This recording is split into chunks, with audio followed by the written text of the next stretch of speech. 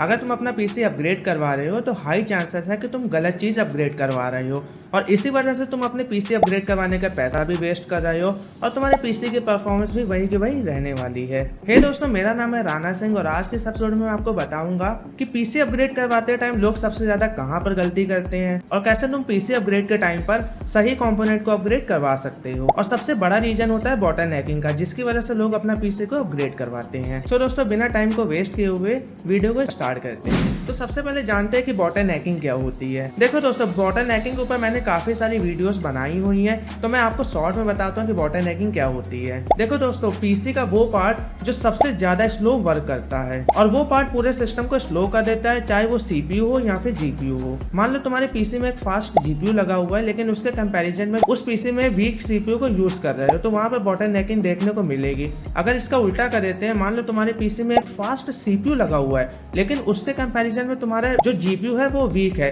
तो वहां पर भी तुम्हें बॉटल नेकिंग देखने को मिलेगी। बॉटल नेकिंग को अवॉइड करने के लिए तुम्हारे जो सीपीयू और जीपीयू का जो पेयर है उसे बैलेंस रखना होगा, तभी तुम्हारे पीसी में जो बॉटल नेकिंग है वो देखने को नहीं मिलेगी। अब क्वेश्चन ये आता है कि कैसे पता करें कि बॉटल नेकिंग कहाँ पर है। देखो मैं तुम्हें शॉर्ट में बताता हूँ। अगर तुम गेम खेल रहे हो और तुम्हारा जो जीपीयू है वो 100% के लोड पर चल रहा है, तो इसका मतलब कि तुम्हारा जो जीपीयू है वो बॉटल नेक कर रहा है। और अगर गेम खेलते टाइम पे तुम्हारा जो सीपीयू है वो 100% लोड पर चल रहा है, तो इसका मतलब है कि तुम्हारे जो पीसी में वो सीपीयू बॉटल नेकिंग हो रही है। गेम्स के ग्राफिक्स को लो करके देखो, अगर तुम्हारे एफपीएस बढ़ते हैं तो यानी जीपीयू की प्रॉब्लम है, और अगर तुम्हारे एफपीएस सेम रहते हैं तो मतलब कि सीपीयू की प्रॉब्लम है। और इसके अलावा तुम मॉनिटरिंग सॉफ्टवेयर को भी यूज करके बॉटल नेकिंग को चेक कर सकते हो। पॉइंट नंबर 2 की बात करते हैं, जिसमें मैं आपको बताऊंगा कि लोग पीसी को अपग्रेड करवाते टाइम पर सबसे ज्यादा क्या गलतियां करते हैं। तो नंबर 1 पर आता है भाई कूलर। देखो दोस्तों, जब तुम अपने पीसी में गेम खेलते हो या फिर कोई भी प्रोसेसिंग करते हो, अगर तुम्हारे टेम्परेचर थोड़े से हाई होते हैं तो लोगों को लगता है कि उसका जो कूलर है वो खराब हो चुका है और वो कूलर को अपग्रेड करवाने पहुंच जाते हैं, जहां पर वो अपना वेस्ट ऑफ मनी करते हैं। देखो भाई, टेम्परेचर ज्यादा होने का मतलब ये नहीं है कि तुम्हारे पीसी का कूलर खराब हो चुका है। देखो दोस्तों, कभी कभी क्या होता है कि तुम्हारे पीसी में ओवर डस्ट होने की वजह से टेम्परेचर हाई होने के चांसेस होते हैं। हो सकता है कि तुम्हारे पीसी में एयर फ्लो सही से नहीं हो रहा है डस्टिंग की वजह से। तुम अपने पीसी की डस्टिंग क्लियर करके देखो, जो भी तुम्हारे पीसी में धूल मिट्टी जमी हुई है, डस्ट फिल्टर वगैरह को एकदम सही से प्रॉपर क्लीन करके वापस से लगाओ।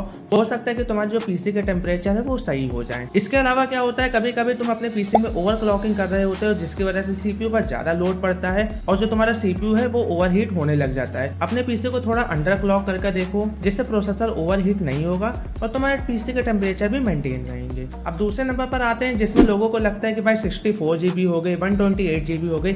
हाई कैपेसिटी वाली जितनी भी रैम होती है वो गेमिंग के लिए परफेक्ट होती है। देखो भाई, अगर तुम गेमिंग करते हो, तुम्हारे पीसी में 16 GB है, तो भाई तुम 32 GB रैम पर स्विच हो सकते हो। ये एक रैम के लिए अच्छा अपग्रेड होता है। और अगर तुम्हारे पीसी में 32 GB रैम लगी हुई है और तुम सोचो कि भाई मैं 64 GB रैम करवा लूंगा तो मेरी गेमिंग और अच्छी हो जाएगी, तो भाई सच बताऊं तो वहां पर तुम्हारा पूरा वेस्ट ऑफ मनी होगा अगर तुम 32 GB से 64 GB रैम पर अपग्रेड करवाओगे। यकीन मानो भाई, तुम्हें गेमिंग में कोई भी डिफरेंस देखने को नहीं मिलेगा। अगले पॉइंट की बात करते हैं, जिसमें कुछ लोगों को लगता है कि भाई अगर मैं अपने पीसी के सीपीयू या फिर जीपीयू को अपग्रेड करवा लूंगा तो मेरी गेमिंग जो है और अच्छी होने लग जाएगी। भाई ऐसा कुछ भी नहीं है। मानो तुम्हारे पीसी में सीपीयू और जीपीयू का एक बैलेंस पेयर लगा हुआ है और तुम सोच रहे हो कि मैं अपने पीसी में जो है सीपीयू को अपग्रेड करवा लेता हूँ तो मेरी गेमिंग और अच्छी हो जाएगी, तो भाई तुम्हारे पीसी में जो जीपीयू है वो वीक पड़ जाएगा। और मान लो तुम अच्छी गेमिंग के लिए अपने जीपीयू को अपग्रेड करवाते हो तो भाई तुम्हारा जो सीपीयू है वो वीक पड़ जाएगा और यहीं से एक नई बीमारी निकल के आती है, जिसे हम बॉटल नेकिंग कहते हैं। अब अगले टॉपिक की बात करते हैं, जिसमें मैं आपको बताऊंगा अपने पीसी के लिए एक स्मार्ट अपग्रेड कैसे करें।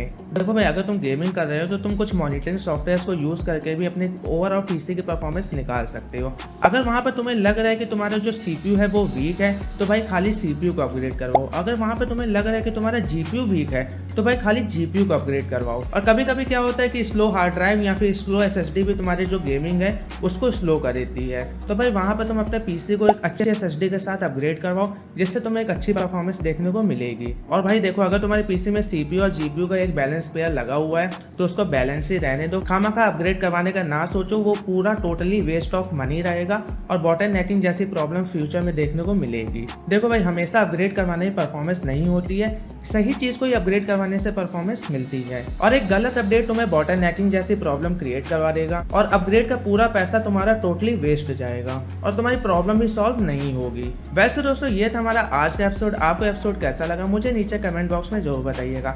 आशा करता हूँ दोस्तों आपको एपिसोड अच्छा लगा तो प्लीज़ मेरी वीडियो को लाइक कर देना और मेरे चैनल को भी जरूर सब्सक्राइब कर दीजिएगा। जल्दी मिलते हैं दोस्तों हम लोग अगले एपिसोड में। लास्ट तक वीडियो को देखने के लिए थैंक यू।